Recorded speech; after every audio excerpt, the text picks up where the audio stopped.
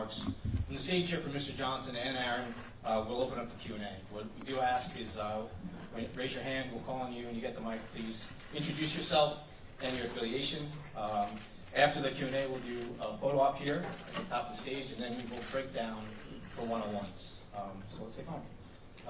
Pleasure to bring to the stage the chairman of the New York Jets, Mr. Woody Johnson.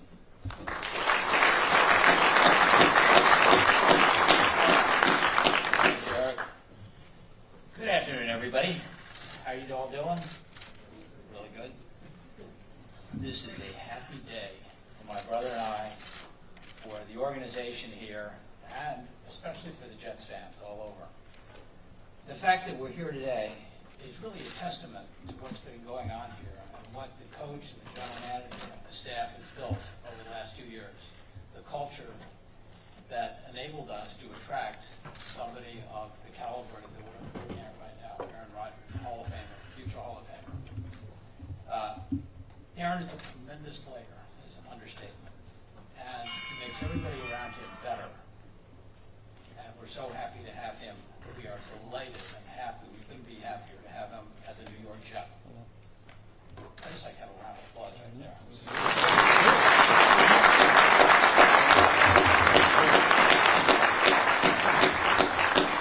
Welcome to New York, Aaron.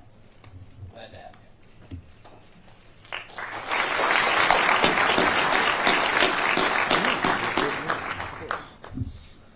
I thought you were supposed to shake my hand.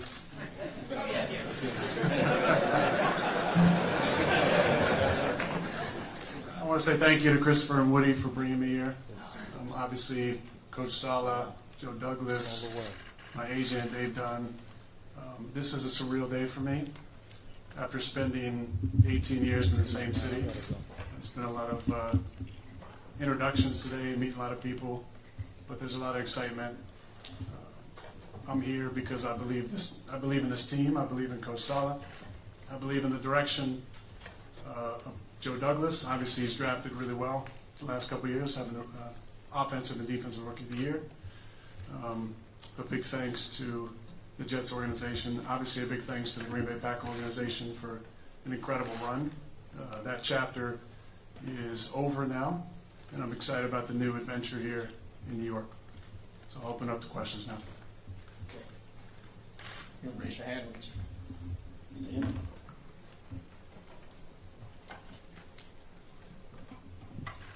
Hi, Aaron. Welcome. Congratulations. Tina Cervasio from Fox 5 New York. So you mentioned the draft just now, and you believe in the direction that Joe Douglas is taking the team, but what really attracted you to make you start thinking that the New York Jets would be the next team you would play for? Well, they smoked us last year, so I knew they had a good team. We got to practice against them a couple years ago, and I got to get to know Robert a little bit more. And I've always loved what he's all about. We played him in San Fran a few times, and mostly they got the best of us. But I liked the way that he was leading, his coaching style. A big reason I'm here, I got to mention, is Nathaniel Hackett, who's here. Hack and I became really close friends for 3 years in Green Bay, and I love him like a brother, and I believe in him, and I'm really happy to be back working with him again. Obviously, Joe's got a great track record so far of drafting some incredible players, but it takes a system. And obviously Robert has the right sauce, so I'm excited about getting to work with him and Brick and Mark Kwan, former teammate of mine, and it's a great staff. But you know, I'm an old guy, so I want to be a part of a team that can win it all. And I believe that this is a place we can get that done. Over here, Rich. Hi, Aaron. Rich Samini, ESPN. It's been about 6 weeks. Hey, it's been about 6 weeks since you said on McAfee that you wanted to play for the Jets. So I'm just curious, what was it like? This process lasted a pretty long time, longer than people expected. What was it like for you waiting the 6 weeks? And was there any point where you thought maybe that this trade would not happen? And when did you know for sure that you were going to be a Jet?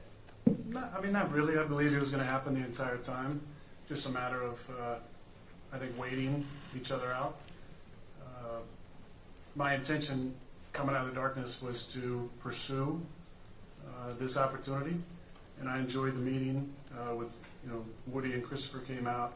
These two guys, Hack, Jaime, and I just got a great feel with all those guys about the possibility. And as I leaned into it, getting back into some more strenuous workouts, I just really believe that this is where I was supposed to be. A lot of things had to come together, and I believe there was some major synchronization to make this happen. But I'm excited about the opportunity here. I always believed this was possible, and things moved pretty quickly on Monday, and thankfully I'm here now. Bruce. Aaron, Bruce Beck, NBC4 New York. Hey, Bruce. Welcome. Thank you. How driven are you to win for this fan base, which hasn't been to the playoffs since 2010, the longest stretch in professional sports for the 4 different leagues right now? I mean, that's exciting. The Jets have an incredible, passionate fan base. I saw that last year at Lambeau. Obviously, you know about Fireman Head and you know, his passion for the team.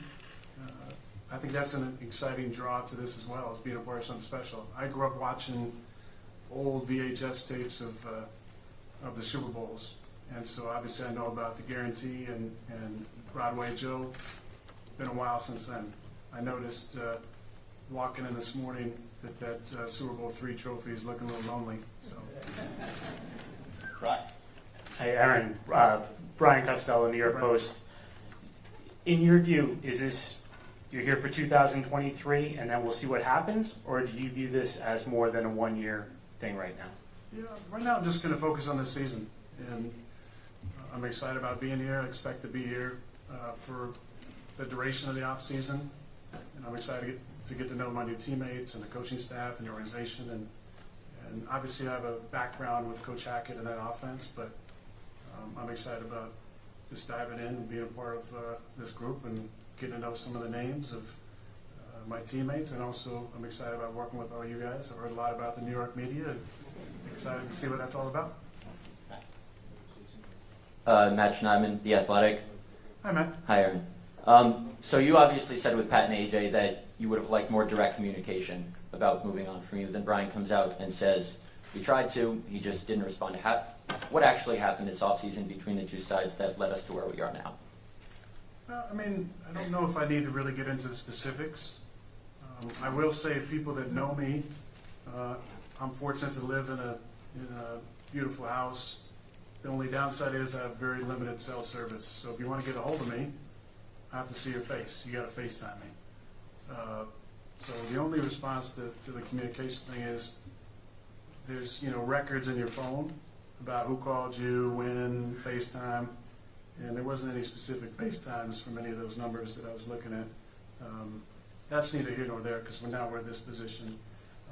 Obviously, that's somehow what the direction they wanted to go as far as they couldn't get a hold of me, which led for this to be the case. My point was if there was a change that wanted to be made, why wasn't that told to me early in the off season? Now, obviously, my future was undecided at that time. I didn't know if I wanted to keep playing. I wanted to go into my darkness retreat and sit with it and contemplate. But when I came out, it was evident that it was retire or move on to a new team. Right here. Aaron, Joe Messeri, Pix 11, over here. Hi. Hi. You mentioned thinking about retirement. I believe you said at one point it was like 90%. So how much about it was the Jets specifically and what they had to offer? Was it the Jets or retirement? And how much are you motivated by the fact that Green Bay maybe wanted to move on or was ready to move on going into this season? I mean, not really motivated by that, honestly. I'm very self-motivated, and I can find different ways to get that extra little inspiration all the time. It's when you get older, it's fun to go out and prove it each year that you can still do it, and that's enough motivation I think that I need. But this was a big draw because of the people you see on stage here, obviously Coach Hackett, the opportunity to be a part of a city that's hungry, that's a team, an incredible fan base that's hungry to win again.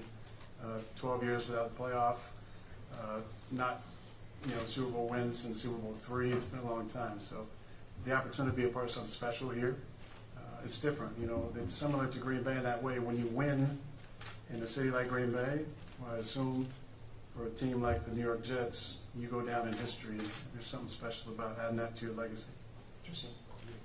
Hi, Aaron. How are you?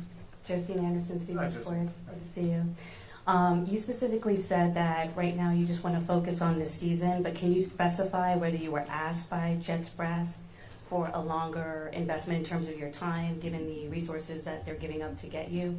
And then can you specify when you plan on practicing and if that is before mandatory? The first part, there wasn't any specific conversation that I would like to share with that. Again, I'm an older player, so there's a lot more than just the playing part. There's the body part that comes into play. But the reason I take care of myself is to allow myself to continue to play into my 40s. And I'd always dreamt about being a starter at 40. I'll turn 40 in December of this year. But I'm going to be here for the foreseeable future. I think it's important. Obviously, I know the scheme that Hack's putting in. There's some tweaks, but I want to get to know the guys and be around the facility. And obviously, I haven't really spent much time in Jersey outside of Teterboro, so I'm going to get to know the area and figure out a place to live and all that stuff. And I want to be here to do that. So there's a lot of reasons to be here. Most importantly, just to get to know the guys and put together some fun events to start that team building, which I think is really important this time of year. Where you plan on practicing? Yeah, does tomorrow count? Yeah, tomorrow, I'll be in there tomorrow. Yeah.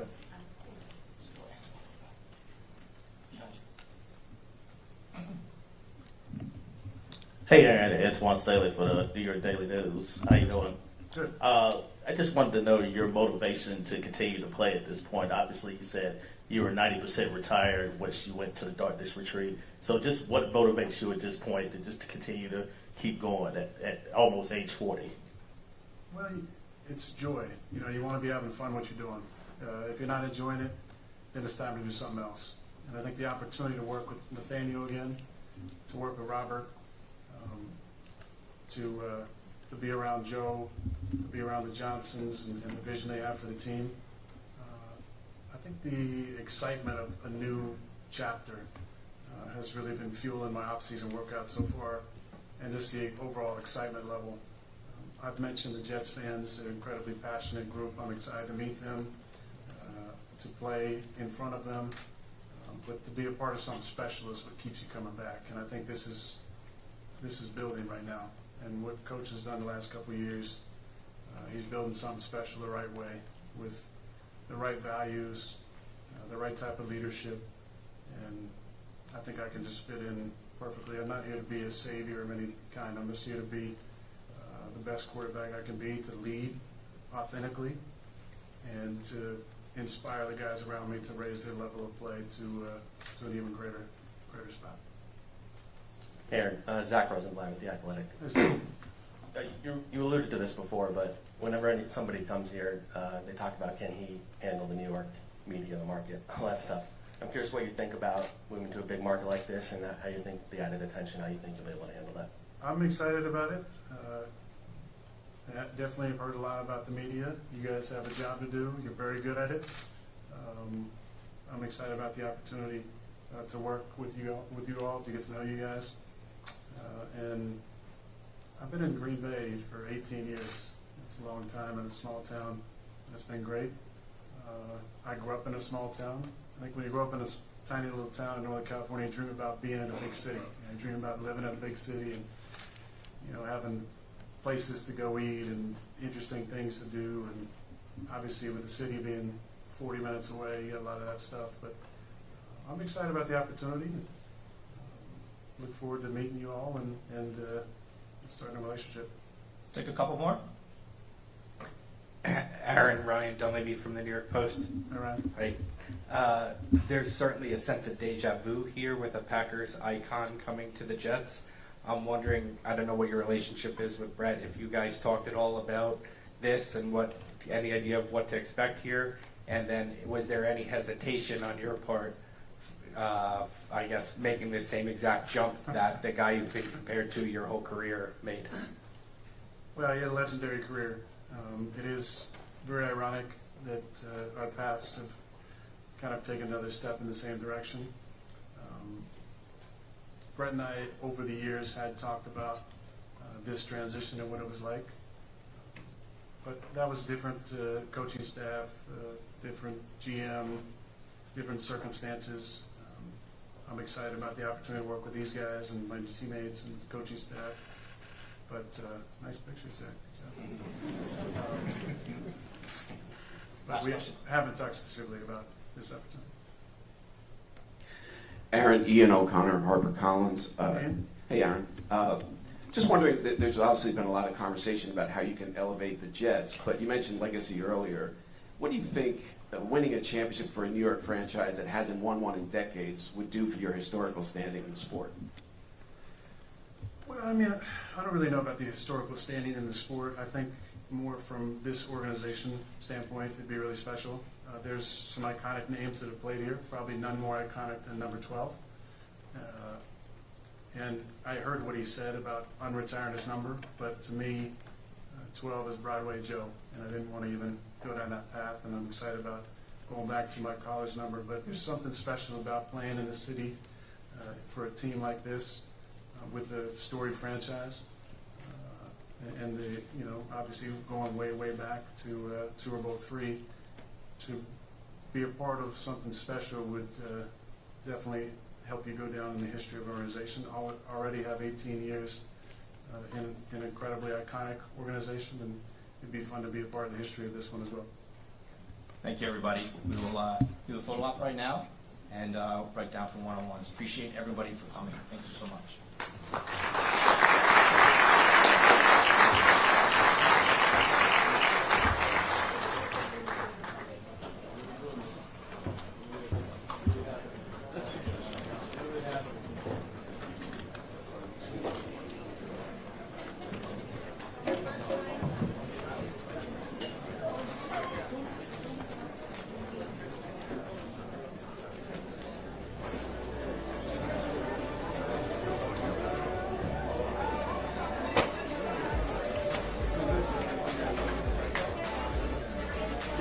Down, my man.